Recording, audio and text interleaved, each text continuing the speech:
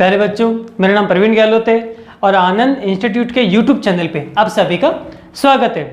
जैसा कि हम जो आज पढ़ने वाले हैं ये 6, 7, 8 यानी छठी, 7वीं और 8वीं कक्षा के लिए बहुत ही महत्वपूर्ण टॉपिक है। इसके मिलते जुलते जो भी प्रश्न आपको दिए जाएंगे वो जो हमारा व्हाट्सएप ग्रुप है उस पर आपको मैसेज किया जाएगा और वहां से देख करके आपको सारे प्रश्न अपनी कॉपी में करने हैं। इसमें बिल्कुल भी ढिलाई या फिर आपको लापरवाही नहीं करनी है। अब जो हमारा सबसे पहला वीडियो था उसमें देखा था कारक के बारे में कि कारक कौन कौन से थे, कैसे वाक्य बनते हैं। तो दूसरा वीडियो था उसमें देखा था हमने राम शब्द रूप, किस प्रकार राम शब्द रूप के माध्यम से हमने कारक समझे थे, उसके उदाहरणों को भी समझा था। आगे राम शब्द के बाद देखते हैं रमा शब्द, क्यों कि वो था अकारांत पुल्लिंग शब्द और ये हो जाएगा आकारांत स्त्रीलिंग शब्द। कैसे देखिए, रमा र प्लस मां, क्या करना है, व्यंजन और स्वर को अलग अलग करना है। तो मां से म हलंत वाला निकल गया, व्यंजन अलग हो गया और मां से कौन सी ध्वनि आएगी, तो आ की ध्वनि आएगी। अगर राम होता तो अ की ध्वनि आएगी और रमा है तो आ की ध्वनि आएगी। तो ये हो जाएगा आकारांत और राम हो जाएगा अकारांत। अब देखिए बिल्कुल सेम है, कुछ नहीं करना है, वही हमारी विभक्ति हो जाएगी प्रथमा, द्वितीय, तृतीय, चतुर्थी, पंचमी, षष्ठी, सप्तमी और संबोधन। बिल्कुल वही क्रम जैसे पहले बताया था कि हिंदी में कितने वचन होते हैं, 2 वचन होते हैं, एक वचन और बहुवचन। लेकिन संस्कृत में हो जाते हैं हमारे 3 वचन, जो हमने दूसरी वीडियो में देखा था, एक वचन, द्विवचन और बहुवचन। जो यहाँ पे ब्लू मार्कर से लिखा हुआ है, सबसे पहले उसको देखते हैं कैसे उसको याद करना है, कैसे उसके लिखने का तरीका है। तो देखिए, रमा, रमे, रमाहा। द्वितीय में रमाम, रमे, रमाहा। तृतीय रमया, रमाभ्याम, रमाभिहि। चतुर्थी हो जाएगा रमायई।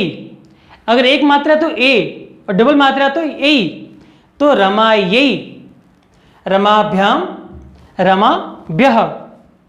फिर पंचमी हो जाएगा रमायाः, रमाभ्याम, रमाभ्यः।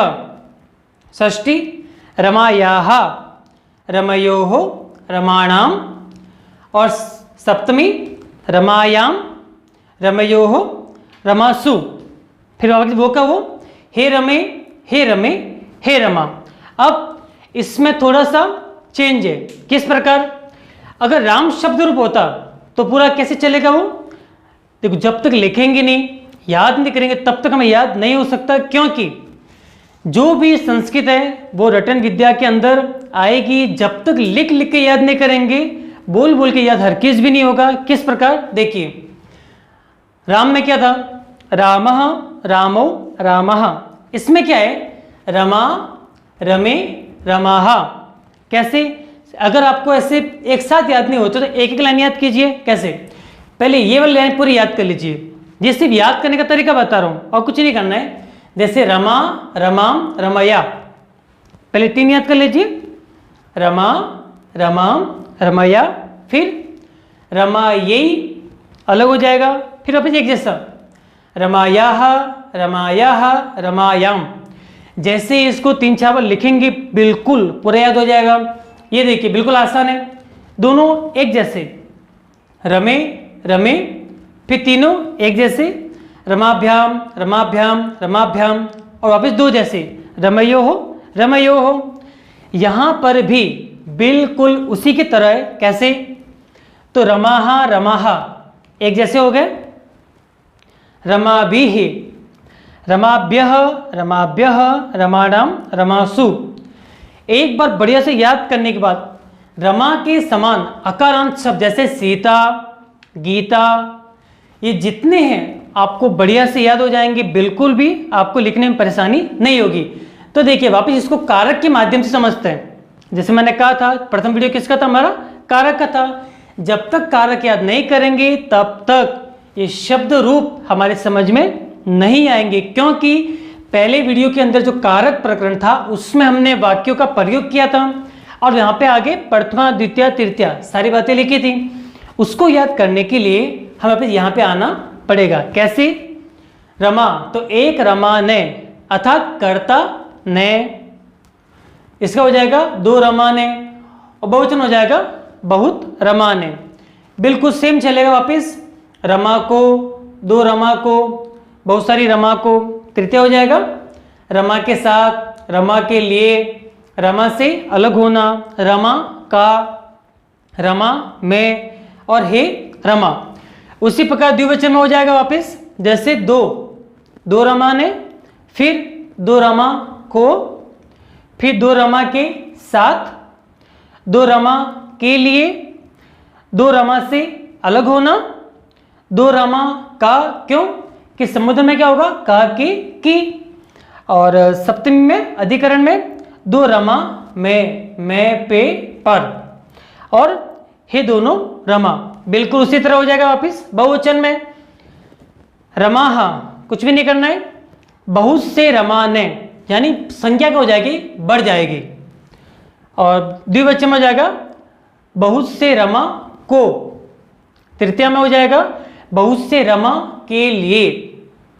कोई सामान लेके आएंगे तो क्या होगा, बहुत सारी रमा के लिए लेके आएंगे, उसको बहुवचन का प्रयोग होगा उसका, उसके अंदर।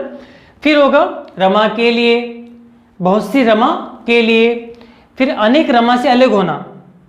एक चीज का ध्यान रखना है विशेष करके कि एक वचन है तो वहां पे व्यक्ति भी कितना होगा, एक होगा। अगर द्विवचन है तो व्यक्ति सिर्फ कितने होंगे, दो। लेकिन अगर बहुवचन है तो व्यक्ति की संख्या क्या हो जाएगी, बढ़ जाएगी, जो आप साफ साफ यहाँ पे दिखाई दे रहा है। रमाभ्य, अनेक रमा से अलग होना, फिर रमाणाम, अनेक रमा का, रमासु, अनेक रमा में, और हे रमाहा, हे अनेकों रमा। अब कैसे याद करना वो देखिए। वाक्य में प्रयोग हमने किसका किया था, कारक प्रकरण में किया था, तो उसमें सबसे पहला वाक्य कौन सा था, राम गच्छति। अब स्त्रीलिंग में क्या हो जाएगा, तो हो जाएगा रमा गच्छति, राम जाता है, रमा जाती है। पीछे क्या हो जाएगा, थोड़ा सा परिवर्तन हो जाएगा।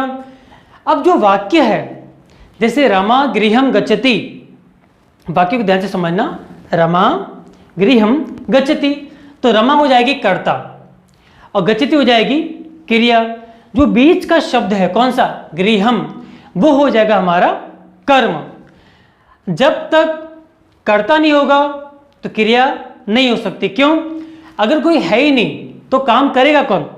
जैसे अपन बिल्कुल हल्का सा उदाहरण लेते हैं, जैसे बालक विद्यालयम गच्छति, जो बालक है वो विद्यालय में क्या करते, जाते हैं। अभी बताइए, जाने की क्रिया कौन कर रहा है, बालक कर रहे हैं, तो बालक सब क्या हो जाएंगे, कर्ता में आ जाएंगे।